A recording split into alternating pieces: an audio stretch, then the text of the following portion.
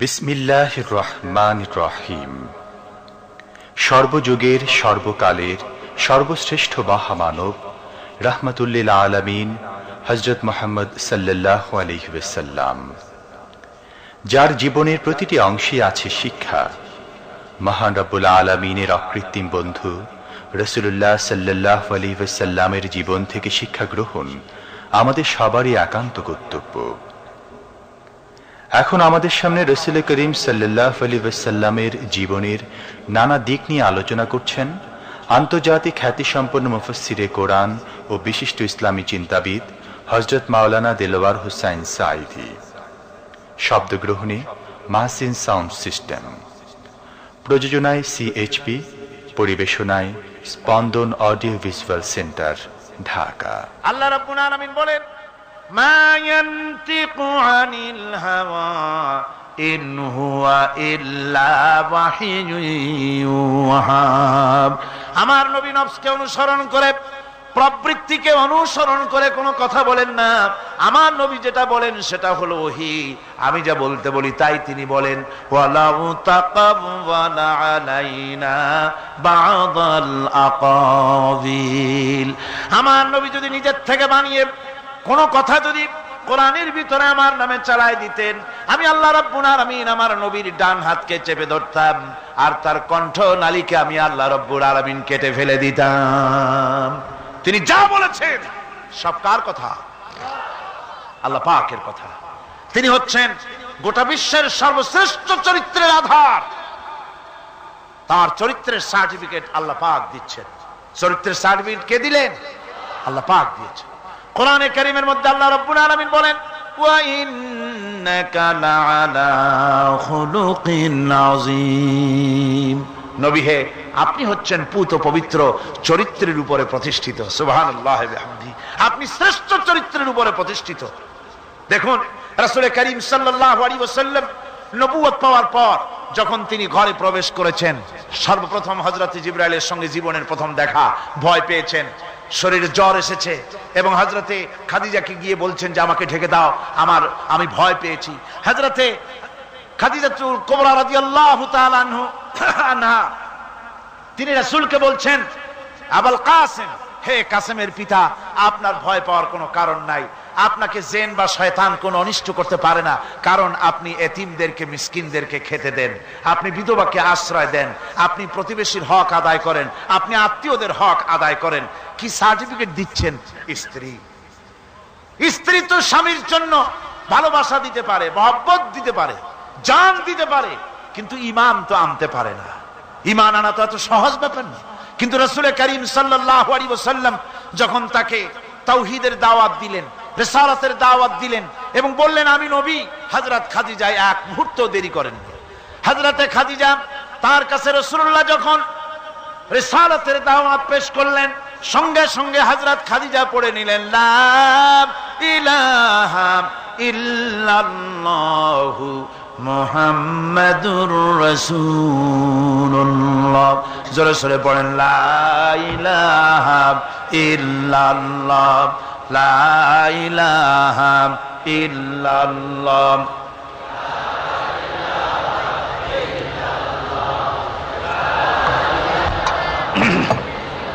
মুহাব্বতের সাথে জোরে জোরে পড়েন, লা ইলাহা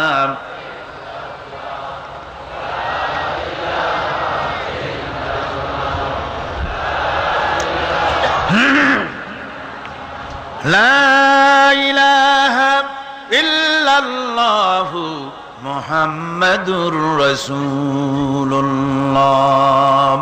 আমার বন্ধুগণ, রাসূল করিম সাল্লাল্লাহু আলাইহি ওয়াসাল্লামের উপরে স্ত্রী ঈমান আনলেন। খাদেম ছিলেন হযরতে যায়েদ।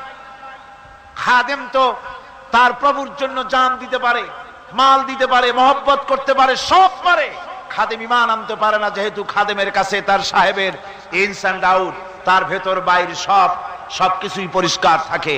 হযরতে রাসূলের খাদেম ছিলেন হযরতে যায়েদ। হযরত যায়েদ তার উপরে যখন 15 বছর খাদেম ছিলেন রাসূলুল্লাহ, হুজুর যখন তার কাছে দাওয়াত পেশ করলেন, যখন রিসালাতের দাওয়াত পেশ করলেন, তাওহীদের দাওয়াত দিলেন, খাদেম যায়েদ একটু চিন্তা করলেন না, সাথে সাথে পড়লেন লা ইলাহা ইল্লাল্লাহু মুহাম্মাদুর রাসূলুল্লাহ। রাসূলের বন্ধু ছিলেন হযরত আবু বকর সিদ্দিক রাদিয়াল্লাহু তাআলা আনহু, 20 বছরের বন্ধু। কত বছরের বন্ধু? 20 বছর। 20 বছর বসে একজন বন্ধু আর একজন বন্ধুকে চিনতে মোটেই কিছু বাকি থাকে না। হযরত আবু বকর রাদিয়াল্লাহু তাআলা আনহু তার কাছে যখন রাসূলুল্লাহ নবুয়তের দাওয়াত পেশ করলেন, হযরতে আবু বকর রাদিয়াল্লাহু তাআলা আনহু এক মুহূর্ত দেরি করেন নাই, বলেছেন আপনার চরিত্র নবুয়তের চরিত্র, আগেই বুঝতে পেরেছি সাধারণ মানুষের চরিত্র এমন হতে পারে না। তিনিও কালেমা পড়ে মুসলমান হয়ে গেলেন। সাহাবায়ে কেরাম রাসূলের প্রতি এই মোহাব্বত, এই শ্রদ্ধা তারা পোষণ করেছেন। নবী তার চরিত্র দিয়ে মানুষের সামনে নিজেকে প্রকাশ করেছেন। তার চরিত্র দুই রকম ছিল না, চরিত্র একরকম ছিল। ব্যক্তিগত চরিত্র আর পারিবারিক চরিত্র দুই রকম না। তার ব্যক্তিগত যে চরিত্র ওইটাই ছিল তার ঘরের চরিত্র, যেটা ছিল ঘরের সেটাই ছিল বাইরের। হযরত আয়েশা সিদ্দিকা রাদিয়াল্লাহু তাআলা আনহা সাহাবীদের প্রশ্নের জবাবে বলেছেন রাসূলের চরিত্র হচ্ছে কোরআন। রাসূলের চরিত্র কি? কোরআন। রাসূলুল্লাহ এই পৃথিবীতে কেন আসছেন? আসার কারণ হলো তিনি হচ্ছেন আদর্শ। আল্লাহর নবী বলেছেন লাকাদ কানা লাকুম ফি রাসূলিল্লাহি উসওয়াতুন হাসানাহ, তোমাদের জন্য গ্রহণযোগ্য মহত্তম আদর্শ হতেছে তোমাদের রাসূল।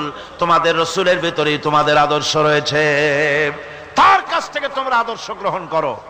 তিনি এতিমের আদর্শ, শিশুর আদর্শ, কিশোরদের আদর্শ, যুবকের আদর্শ, তরুণের আদর্শ, বৃদ্ধের আদর্শ, পিতার আদর্শ, নানার আদর্শ, স্বামীর আদর্শ, সেনাপতির আদর্শ, শ্রমিকের আদর্শ, রাষ্ট্রপ্রধানেরও সকলের জন্য আদর্শ।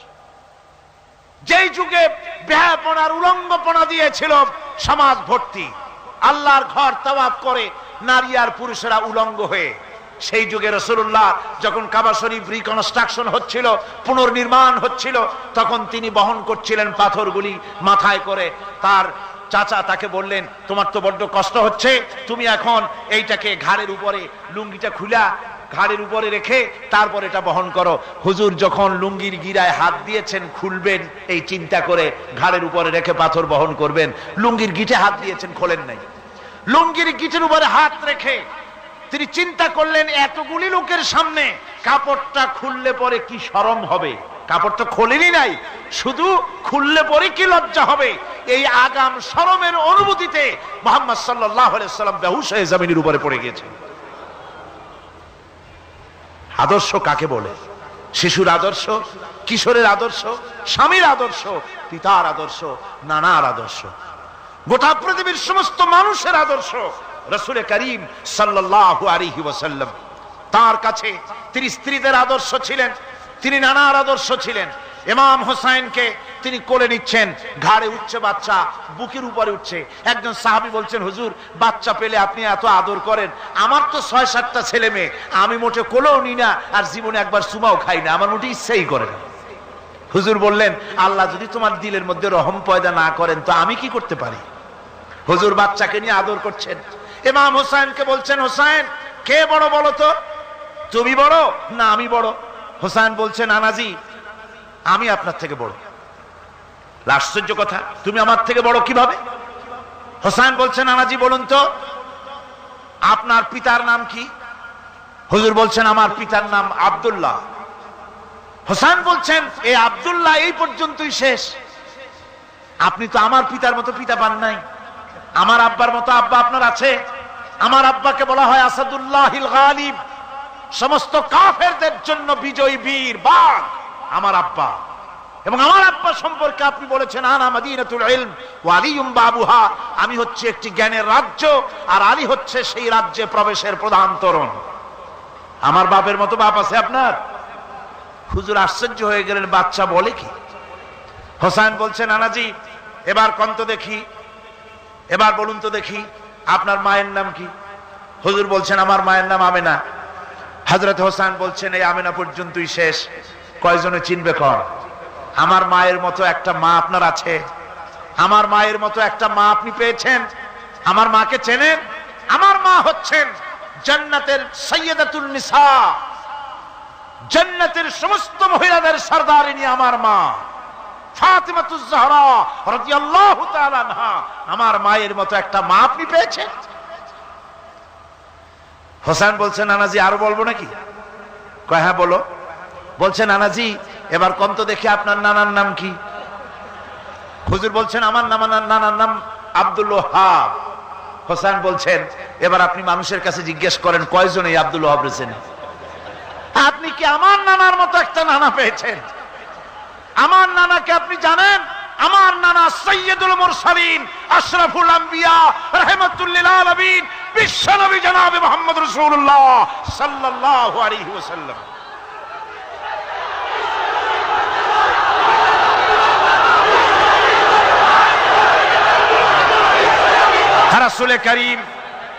রাসূল করিম সাল্লাল্লাহু আলাইহি ওয়াসাল্লাম হোসেনকে বুকের সাথে জড়িয়ে ধরে হোসেনের ঠোঁটের উপরে, তার চিবুকের উপরে, তার গণ্ডদেশে, তার কপলে বারবার চুমো খেতে লাগলেন আর বললেন, নানা আমি আজকে তোমার সামনে হেরে গেলাম।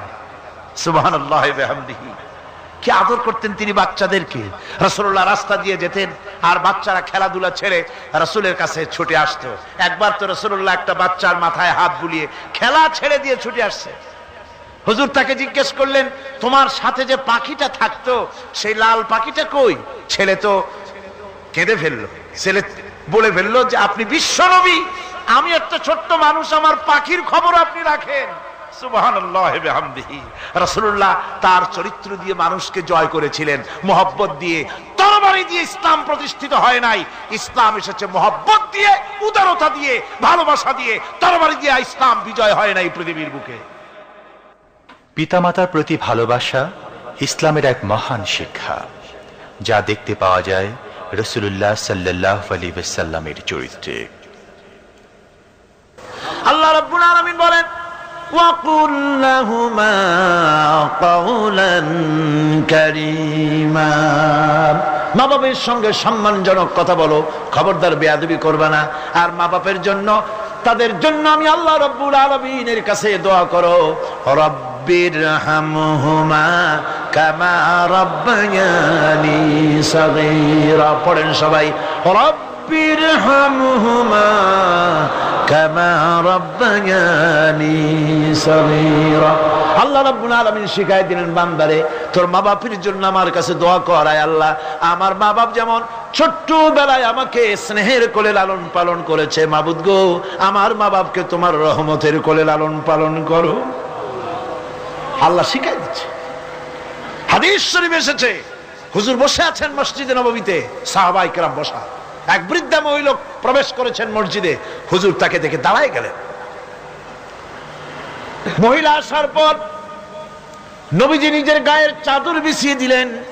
মহিলা চলে যাওয়ার পর সাহাবায়ে কেরাম জিজ্ঞেস করলেন, হুজুর একজন সাধারণ মেয়ে লোকের জন্য হুজুর নিজের চাদর বিছাইলেন, বুঝলাম না ফজিলত কি, চিনলাম না মেয়ে লোকটাকে। হুজুর বলেন, সাহাবীরা চাদর তো ভালো, হক তো আদায় করতে পারি নাই, চিনতে পারো নাই, তোমরা বুঝতে পারো নাই। আমি দুনিয়া আসার পর আমার মায়ের দুধ আমার কিসমতে তেমন হয় নাই, আমি আমার মায়ের যত্ন তেমন পাই নাই, স্নেহ আদর তেমন পাই নাই। যার বুকের দুধ খাইয়া, যার কোলে কাখে চড়ে আমি বড় হয়েছি, ইনি আমার সেই দুধ মা হযরতে হালিমাতুস সাদিয়া। বন্ধুরা, মা যদি বেঁচে থাকে, রাত্রে বাড়ি গিয়ে পায়ে ধরুন, বলেন, মা অন্যায় করেছি, জীবনে বহু বেয়াদবি করেছি, আমারে মাফ করে দাও। বিশ্বাস করুন, মা বাপের যদি খেদমত করেন, মা বাপ যদি রাজি থাকে, রিজকে, খাদ্যে, টাকায়, ইজ্জতে জীবনেও কষ্ট হবে না। বিপদে অবিচলতার মুক্ত প্রতীক বিশ্বনবী মুহাম্মদ সাল্লাল্লাহু আলাইহি ওয়াসাল্লাম।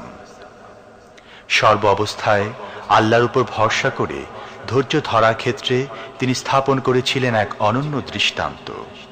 হিজরতের ঘটনা তার প্রকৃষ্ট উদাহরণ। আমার ভাইয়েরা, বিপদে অবিচলতা আমাদেরকে পয়গম্বরেরা শিক্ষা দান করেছেন।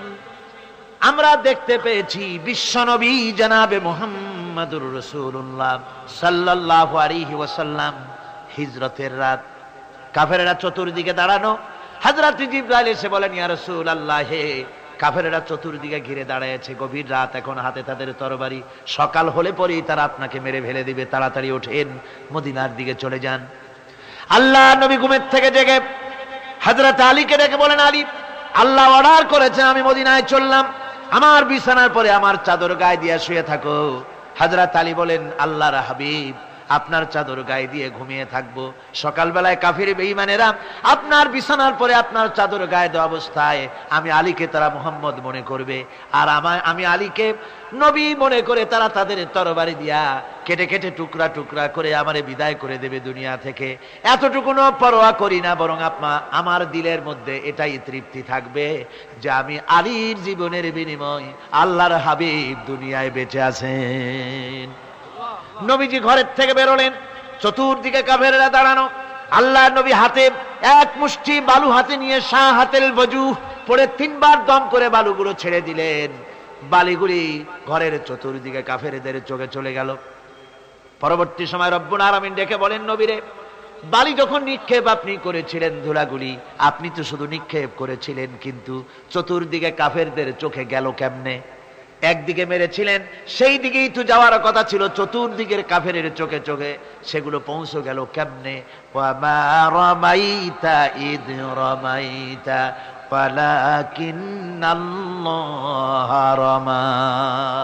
আপনি নিক্ষেপ করেন নাই, যখন আপনি নিক্ষেপ করেছিলেন আপনি তো শুধু বালুকণা ছেড়েছেন, আর ওই বালুকণাগুলি ঘরের চতুর্দিকে সব কাফেরদের চোখে পৌঁছবার দায়িত্ব আমার কুদরত গ্রহণ করেছিল। আমার ভাইয়েরা, নবীজি বিপদে, এতগুলি শত্রু তরবারি নিয়ে তিনি বিপদে ধৈর্য হারা হন নাই। আস্তে করে ঘরের থেকে বেরিয়ে হযরত আবু বকরের বাড়িতে গিয়ে হাজির। দরজায় গিয়ে আওয়াজ দিলেন, আবু বকর। অমনি দরজা খুলে গেল। লাব্বাইক ওয়া সাদাইক। হুজুর বলেন, আবু বকর রে, একটা ডাকে কেমনে সাড়া দিলে?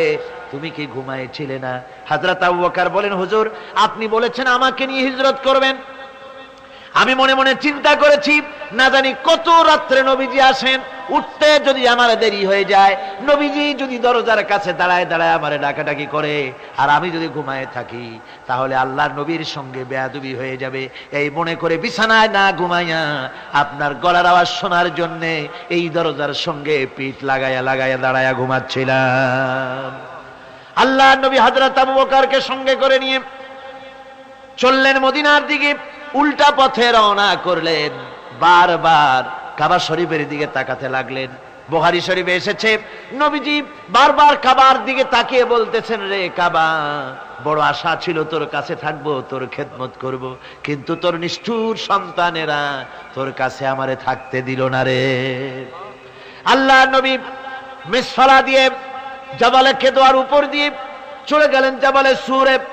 গুহার কাছে যখন গিয়েছেন, ফজর রক্ত হয়ে গেল। হযরত আবু বকর রাদিয়াল্লাহু তাআলা আনহু বলছেন, হুজুর, আর উপায় নাই, দিন হয়ে গেল, এখন বুঝি ধরা পড়ে যাব, ওই গুহার মধ্যে গিয়ে আশ্রয় নেই। তবে আপনি দাঁড়ান, গুহার ভিতরে পাহাড়িয়া গুহা, বিচ্ছু থাকতে পারে, সাপ থাকতে পারে, আমি আগে ঢুকি, যদি কোনো হিংস্র প্রাণী থাকে আমার উপর দিয়া আঘাত হয়ে যাক, আল্লাহর নবী হেফাজতে থাকুক। হযরত আবু বকর রাদিয়াল্লাহু তাআলা আনহু গুহার ভিতরে নামলেন। নেমে গুহা সাফ করে হুজুরকে ডাকলেন। হুজুর তাশরীফ ফরমালেন গুহার মধ্যে। হুজুর বলেন, আবু বকর, হেঁটে হেঁটে কষ্ট হয়ে গেছে, তুমি বসো, তোমার উরুর উপরে মাথা রেখে আমি একটু ঘুমায়ে যাই। আল্লাহর হাবিব ঘুমায়ে গেলেন। হযরত আবু বকর লক্ষ্য করে দেখেন চতুর্দিকে অনেকগুলি গর্ত দেখা যায়।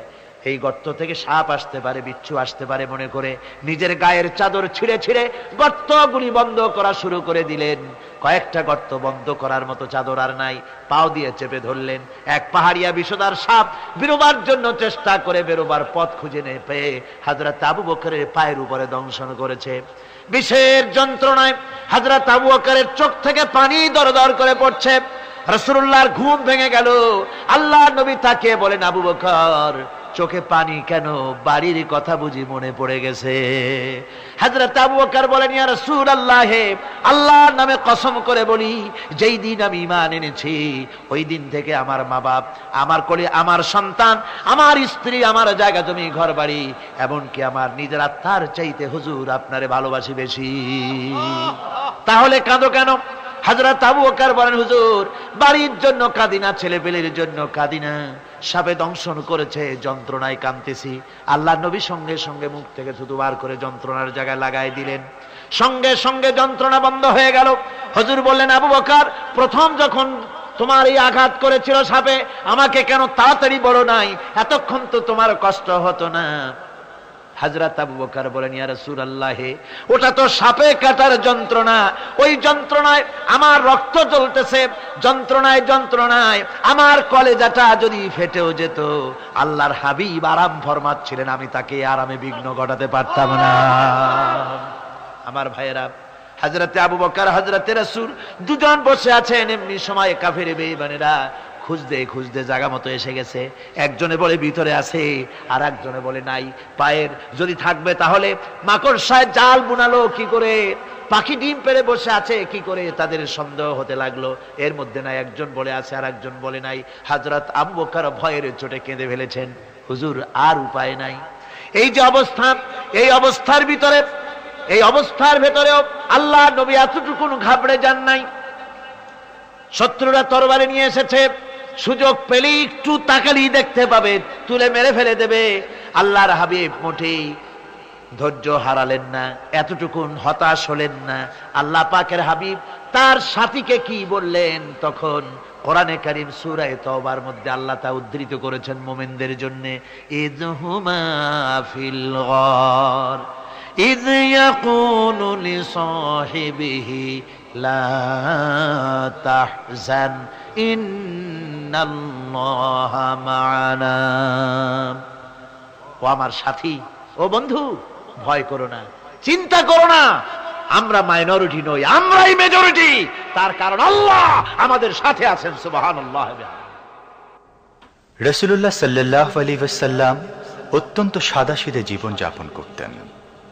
হিজরত করে মদিনায় গিয়ে ইসলামী রাষ্ট্র কায়েম করার পরও তার দায়িত্বটা কাটেনি। হাদিসে এসেছে সে কথা। হযরত আবু হুরায়রা রাদিয়াল্লাহু তাআলা আনহু বলেন, আমি রাসূলুল্লাহর কাছে গেলাম, হুজুরকে গিয়ে সালাম করলাম। আল্লাহর নবী সালামের জবাব দিলেন, কিন্তু দেখতে পেলাম মুখ নড়ে, আওয়াজ বেরোলো না। কারণ কি? কাছে গিয়ে দেখি নবীজি ক্ষুধার যন্ত্রণায় কথা বলতেছেন, আওয়াজ বেরোতেছে না। এত ক্ষুধা লেগেছে আল্লাহর নবীর। 2-4 দিন চলে গেছে, খাবার নাই।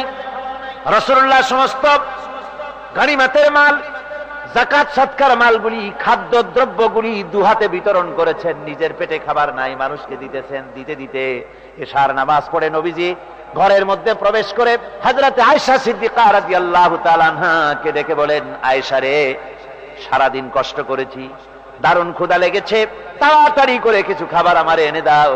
হযরত আয়েশা হুজুরের ক্ষুধার্ত শ্রান্ত ক্লান্ত চেহারার দিকে তাকাইয়া হযরত আয়েশা কেঁদে ফেলেছেন। হযরত মা আয়েশা কাঁদেন আর বলেন, ইয়া রাসূলুল্লাহ, হে আল্লাহর নামের কসম করে বলি, আমি আয়েশার ঘরে কোনো পানি ছাড়া কোনো খাবার নাই। এই ছিল রাসূলের আদর্শ। হাদিস শরীফে এসেছে, আল্লাহর নবী বলেন, তোমরা যদি রাষ্ট্রীয় ক্ষমতায় যাও, বাড়ি না থাকলে সরকারি খরচ একটা বাড়ি নিতে পারো। তোমার যদি যানবাহন না থাকে, সরকারি খরচে যানবাহন নিতে পারো। ছেলে মেয়ের কাপড় চোপড়, লেখাপড়া, শিক্ষা, চিকিৎসার জন্য যদি না থাকে, তাহলে তুমি সরকার থেকে নিতে পারো। কিন্তু এর থেকে এক চুল পরিমাণ যদি পাও বাড়াও, সরকারের মাল, জনগণের মাল, এর থেকে প্রয়োজনের বাইরে যদি তুমি নিজের জন্য নিতে থাকো, কিয়ামতের দিন আল্লাহর দরবারে চোরের কাতারে তোমারে দাঁড়ানো লাগবে। দুনিয়ায় যত সম্মান পাও না কেন, কিয়ামতে আল্লাহর দরবারে কিসের কাতারে দাঁড়াবে? চোরের কাতারে দাঁড়াতে হবে। রাসূল পাক সাল্লাল্লাহু আলাইহি ওয়াসাল্লাম এমন এক সমাজ কায়েম করেছিলেন।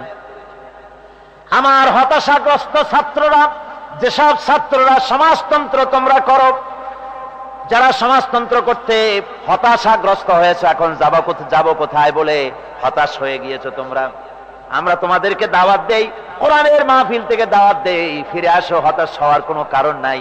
লেনিন মরার, ও মরে গেছে। কার্ল মার্কস মরার, মরে গেছে, পচে গেছে, গলে গেছে, দুনিয়া থেকে শেষ হয়ে গিয়েছে। আল্লাহ নবীর নেতৃত্ব, সূর্য যতদিন উঠবে আর ডুববে, নবীজির নেতৃত্ব শেষ হবে না। ওই নেতৃত্বে আসো, রাসূলের নেতৃত্ব মেনে নাও, কোরআনের শাসন মেনে নাও, তাহলেই শান্তি পাবে তোমরা।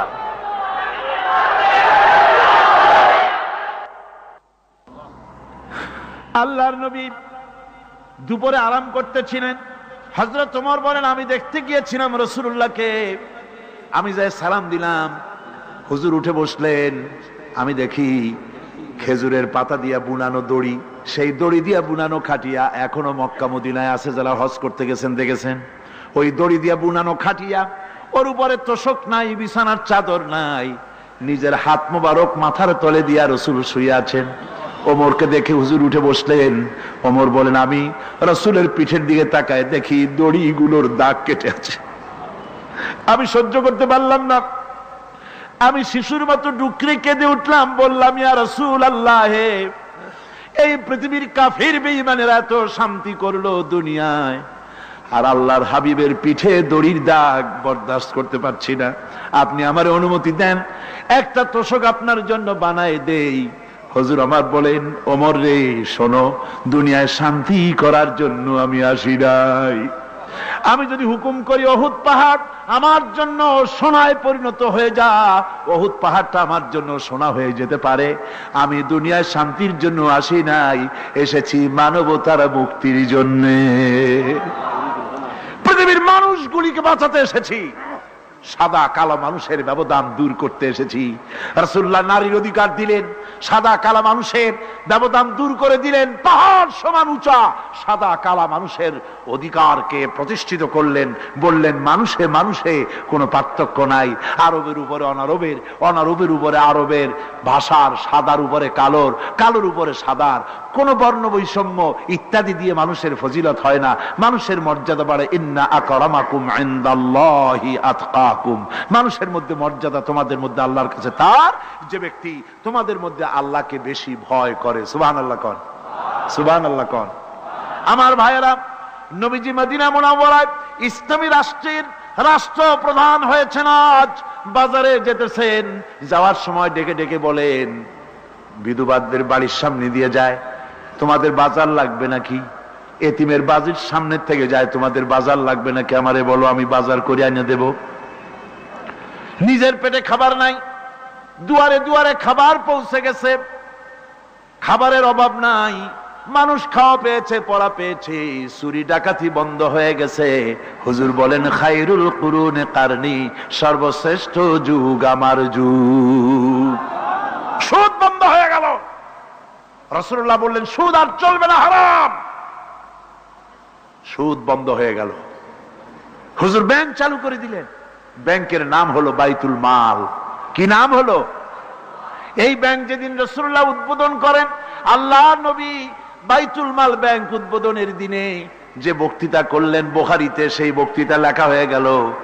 আল্লাহর নবী বলেন, মান তারাকা দায়নান আও দিয়ান ফালাইয়া, আমার এই রাষ্ট্রের ভিতরে কোন মানুষ যদি ঋণগ্রস্ত অবস্থায় মারা যায় আর ঋণ পরিশোধ করার মতো অর্থ যদি তার কাছে না থাকে, তাহলে তার ঋণ পরিশোধের দায়িত্ব তার বিধবা স্ত্রী আর তার এতিম বাল বাচ্চার সব দায়িত্ব আমি মুহাম্মদ সাল্লাল্লাহু আলাইহি ওয়াসাল্লাম আমার কাঁধের উপরে উঠাইয়া নিলাম।